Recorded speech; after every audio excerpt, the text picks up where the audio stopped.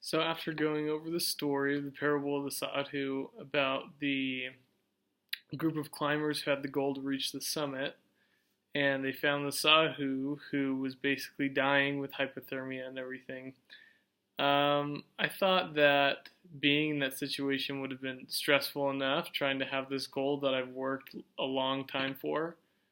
I can understand at times when each member of the group, between the New Zealanders or the porters or the other people that were there, all had the limits, the Japanese all had the limits of what they would do in order to help the man, but none of them changed their overall goal from reaching the summit. They all still had their own personal goal rather than the greater good could have been for him rather than just something they could have accomplished even a day later of reaching the summit at a different time.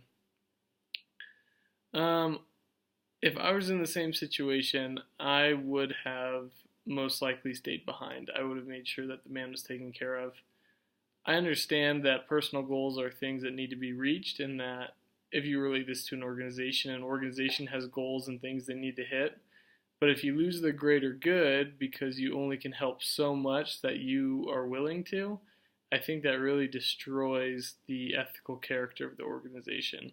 So for me personally, I would have stayed behind. I would have carried the man down to the village and made sure that he was taken care of.